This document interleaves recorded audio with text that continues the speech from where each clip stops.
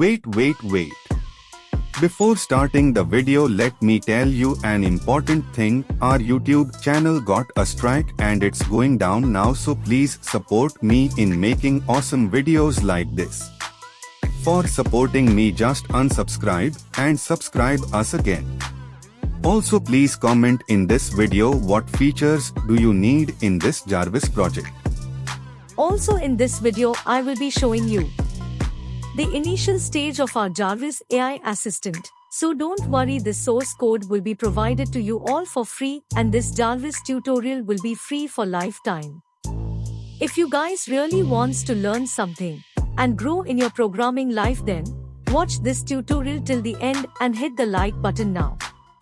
And the source code will be provided in this video, maybe in the mid of this video or in the end, so for that also please don't skip the video. So without wasting any more time, let's begin towards our code. So in this video, I will be not explaining so much about the code, as it is the first video. I don't want to make this video lengthy. Just the basic Python is used in this video, you all can understand it easily. But if you guys need the full explanation video, then please comment down below.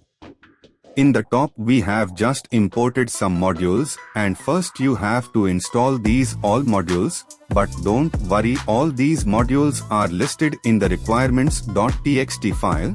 You can install them in just one command. After importing the modules, we have initialized the WebDriver to use it with Selenium.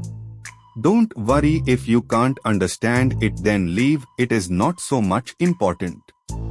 Here mainly we are using Pi.ai website for our Jarvis chat model.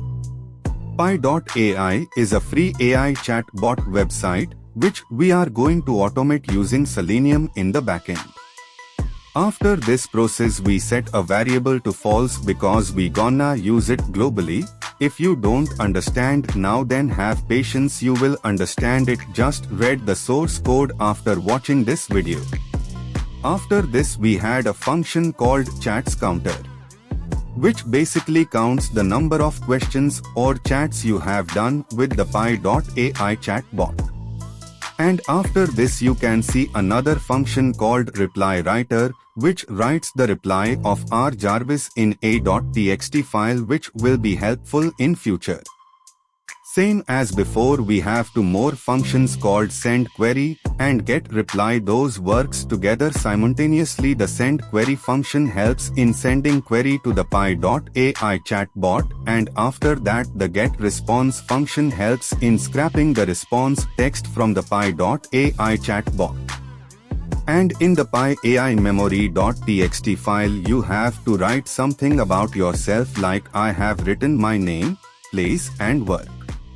It basically works as a starting command. When the Pi.ai website opens, the text inside Pi.ai memory file sent automatically, for which the Jarvis or Pi.ai chatbot knows those things before.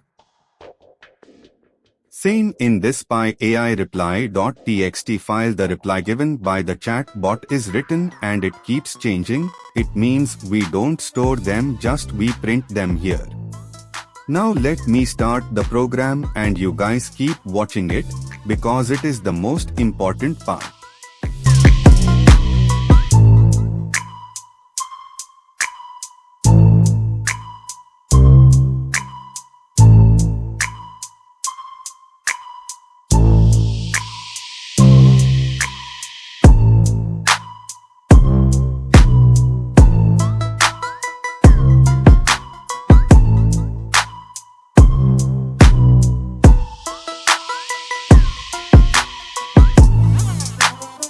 So as you can see, our Jarvis is responding to our prompts. It means our code is working properly. But if you guys face any type of problem regarding it, then please kindly ask me your problems in the comment section.